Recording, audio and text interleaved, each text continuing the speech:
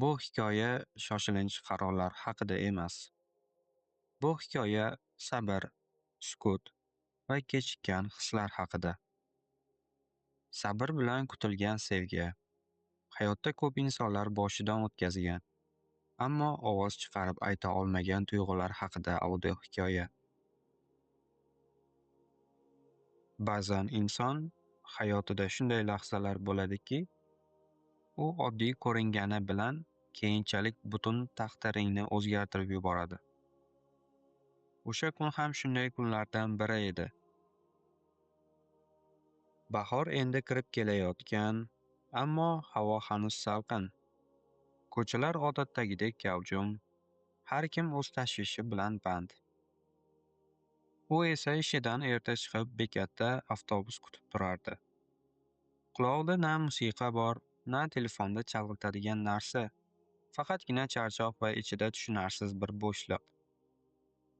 U shu paytgacha sevgini shoshilish deb bilgan vaqti keladi derdi o'ziga o'zi. Hayotda hamma narsa mehnat bilan kelganidek, sevgi ham sabr bilan kelishiga ishonardi. Balki shu sababli yuragi hanuz jim edi. Bekatda odamlar ko'payib bordi.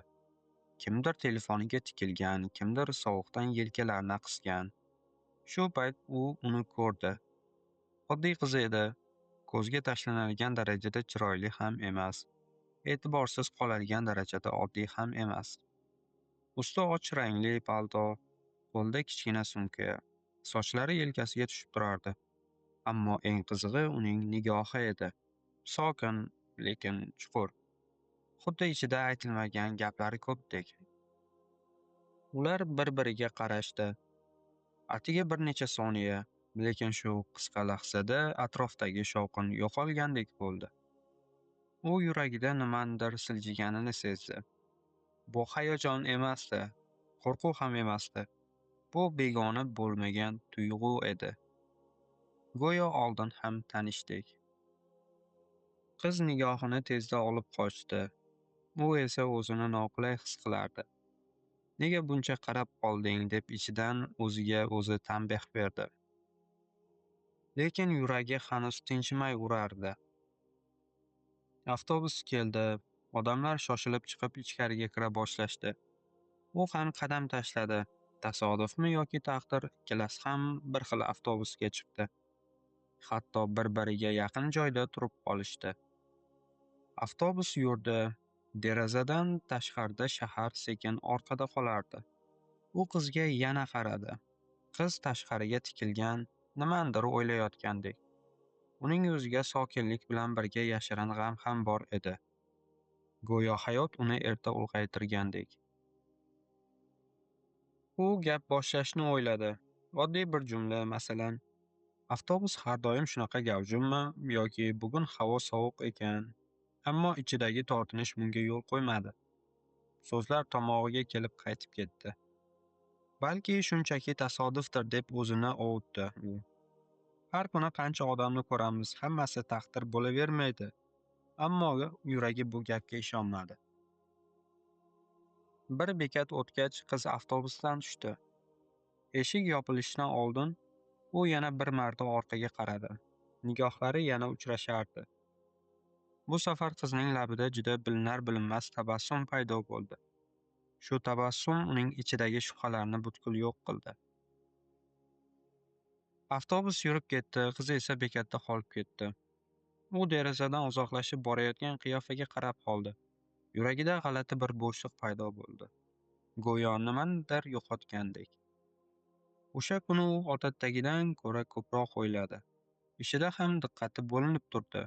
Qizning nigohi, sokinligi, o'sha tabassum ko'z oldidan ketmadi. U o'ziga savol berdi. Agar yana uchrashsak-chi? Agar bu haqiqatan ham tasodif bo'lmasa-chi? Lekin hayot savollarga darrov javob bermaydi. Ba'zi inson faqat kutish kerak bo'ladi. U bilmasdi bu uchrashuv uning sabrini sinaydigan uzoq yo'lning boshlanishi ekanini. U bilmasdi bu oddiy bekat, oddiy avtobus va oddiy qarash yillar davom etadigan bir hikoyaning birinchi sahifasi ekanini. Faqat bitta narsani sezardi. Yuragi endi avvalgidek jim emas edi va ba'zan sevgi ana shunday boshlanadi. Shovqinsiz, davosiz, faqat sabr bilan. O'sha uchrashuvdan keyin hayot tashqi tomondan o'zgarmagandek edi. Tong otar, odamlar ishga shoshar, shahar avvalgidek shovqin-suron bilan yashar edi. Ammo uning ichida nimadir o'zgargan edi. Yuragi endi sokin emasdi. Har kuni o'sha bekatdan o'tadigan bo'ldi. Oldin bu yo'lni deyarli sezmasdi. Endi esa har bir qadamini sekinlashtirib bosardi. Go'yo ko'zlari tanish bir qiyofani qidirardi. Ammo kunlar o'tdi, u qiz ko'rinmadi. Bekorga kutyapman, dedi bir kun o'ziga o'zi. Bitta tasodifni yuragimga bu qadar yaqin olmasligim kerak edi. Shu payt yuragi nimagadir qarshi chiqdi. U kutishni davom ettirdi. Bir haftadan so'ng, yomg'irli kunlardan birida u yana o'sha bekatda edi. Odamlar soyabon ostida siqilib turgan, avtobuslar kechikardi. U esa telefoniga ham qaramas, atrofini kuzatardi. Shu payt kimdir yonida to'xtadi. U qaradi, yana o'sha qiz. Bu safar u jilmaymadi. Yomg'irdan sochlari biroz namlangan, ko'zlarida charchoq bor edi. Ammo nigohi hanuz sokin, hanuz chuqur edi. Assalomu alaykum, dedi u beixtiyor. Qiz biroz hayron bo'lib qaradi. So'ng sekin bosh irg'adi. Va alaykum assalom. Shu ikki so'z orasida qancha gap aytilmay qolganini ikkalasi ham sezdi. Ammo hech kim davom ettirmadi. Jimlik yana hukm surdi. Bu jimlik noqulay emasdi, aksincha g'alati darajada tanish edi. Avtobus keldi, yana bir xil yo'nalish, yana yonma-yon turish. U o'zini majbur qilib gap boshladi. Siz oldin ham shu avtobusda siz oldin ham shu avtobusda ketgandek edingiz. Qiz kulimsiradi. Ha, dedi qisqa qilib. Ishim shu tomonda. U yana nimadir demoqchi bo'ldi, lekin so'z topolmadi. Qiz esa derazadan tashqariga tikildi. Ammo u qizning qo'llari titrayotganini payqadi. Balki sovuqdan, balki ichidagi gaplardan. Shu kundan boshlab ular vaqti-vaqti bilan uchrashadigan bo'lishdi. Har safar gaplari kam, sukunatlari ko'p edi.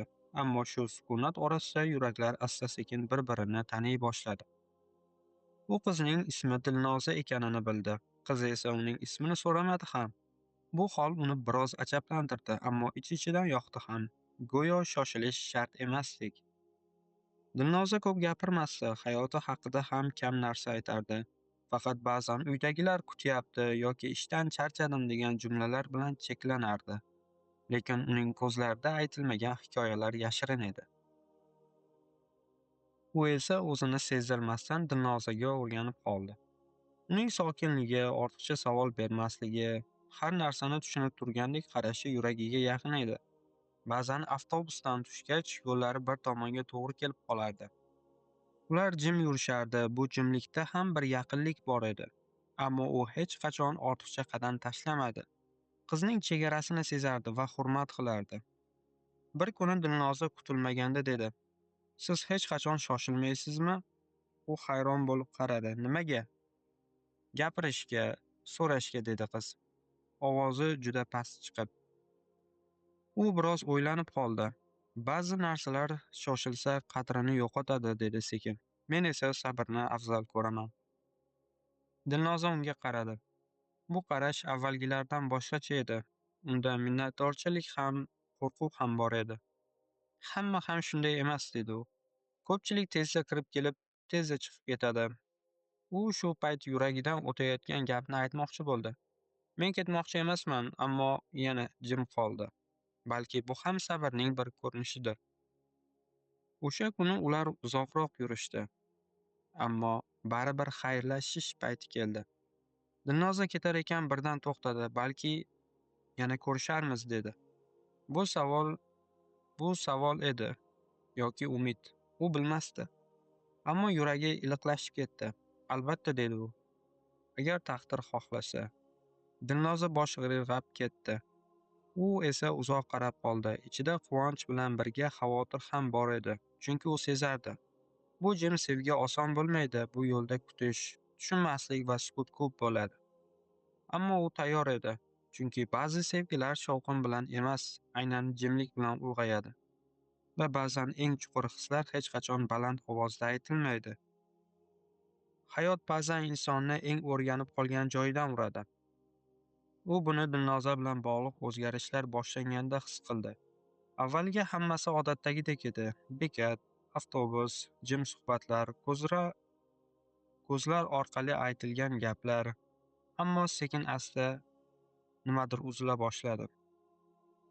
Dilnoza kamroq ko'rinadigan bo'ldi. Ba'zan umuman chiqmasdi. U kutardi. Bir bekat, ikki bekat.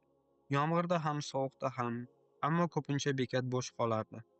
U o'ziga turli bahonalar topardi. Ishi ko'paygandir, kasaldir, uydagilar bilan muammo bo'lsa kerak. Bir kuni u nihoyat ko'rindi. Avvalgidek sokin emasdi.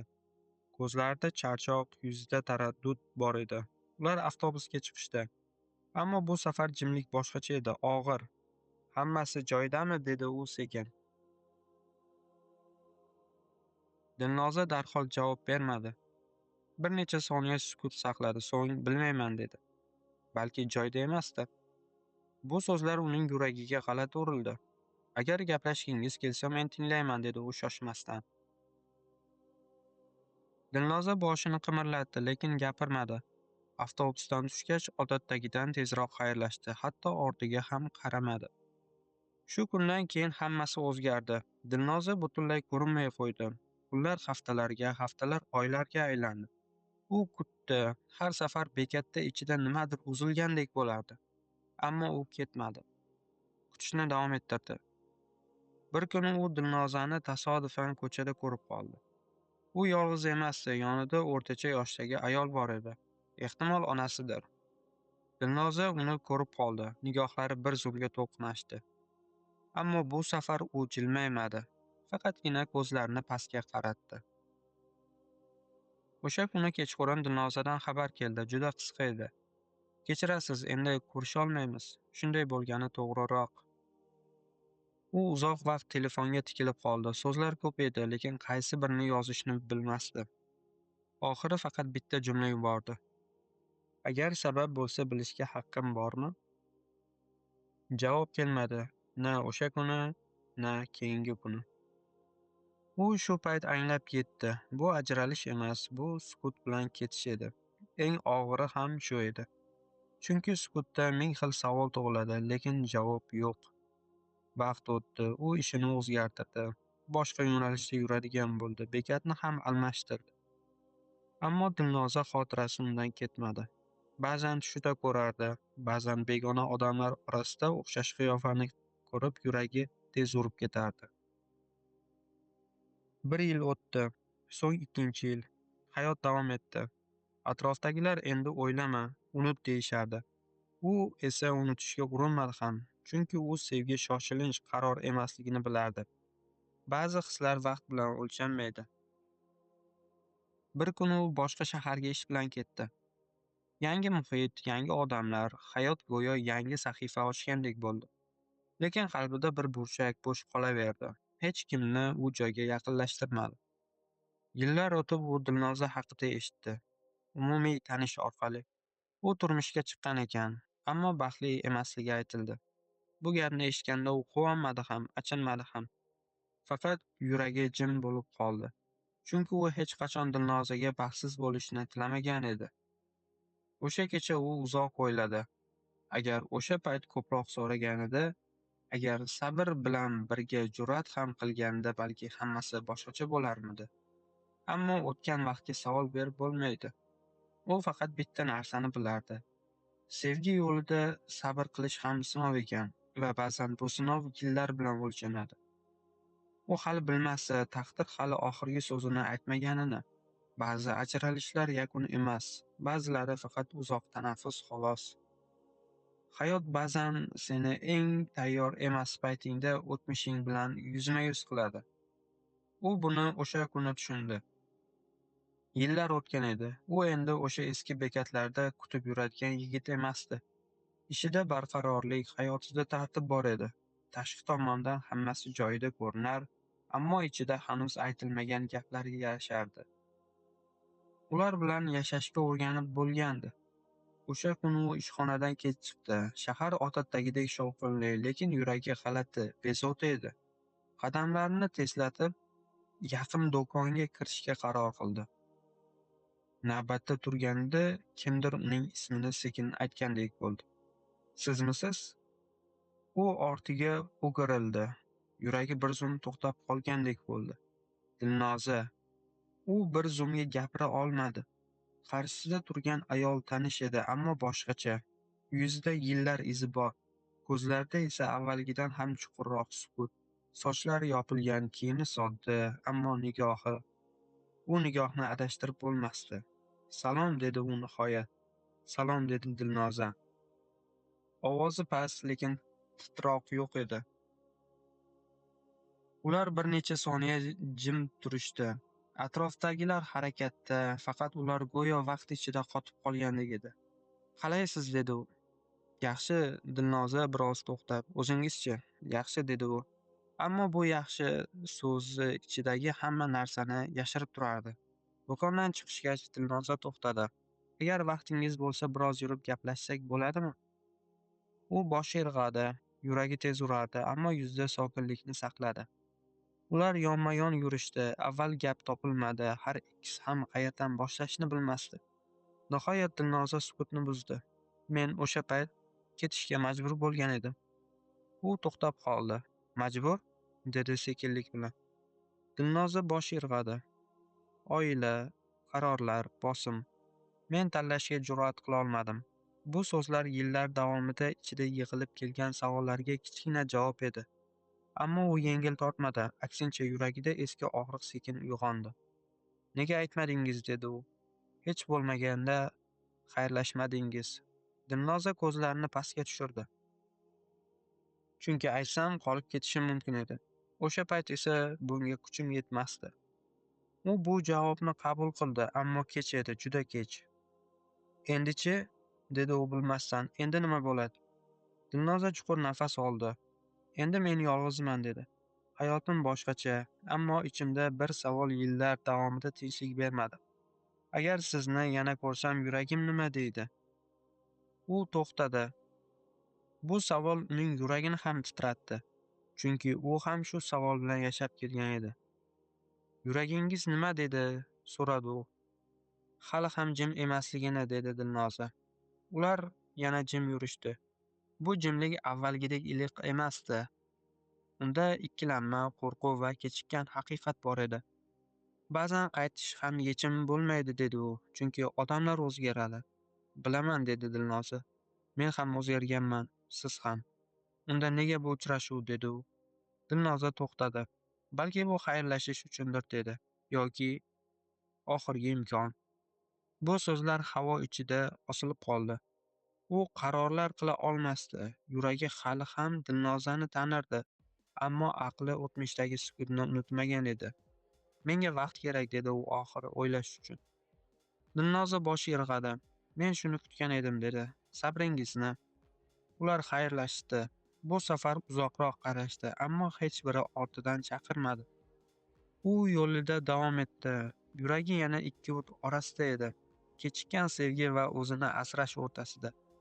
U bilardi, ba'zi qaytishlar baxt olib keladi. Ba'zilari esa faqat yopilmagan eshikni yopib qo'yish uchun beriladi. Endi tanlov navbati unda edi. U o'sha kundan keyin uzoq o'yladi. Dilnoza bilan bo'lgan uchrashuv yuragida eski eshiklarni yana ochib yuborgandi. Yillar davomida yopdim deb o'ylagan tuyg'ulari aslida uxlab yotgan ekan xolos. Endi esa yana uyg'ongan, lekin avvalgidek beg'ubor emasdi. U bir necha kun ataylab yolg'iz qoldi. Telefonini kam ishlatdi. Odamlar bilan kam gaplashdi. Chunki bu qarorni hech kimning maslahatisiz faqat o'zi qabul qilishi kerak edi. Bu safar sabr kutish emas, balki to'g'ri tanlash edi. U o'tmishni esladi. Bekatdagi jim qarashlar, aytilmagan so'zlar, sukut bilan ketish, eng og'iri tushuntirilmagan ajralish edi. O'sha sukut uni yillar davomida ichidan yemirib kelgan edi. Endi esa Dilnoza qaytib kelib sabablarini aytgandi.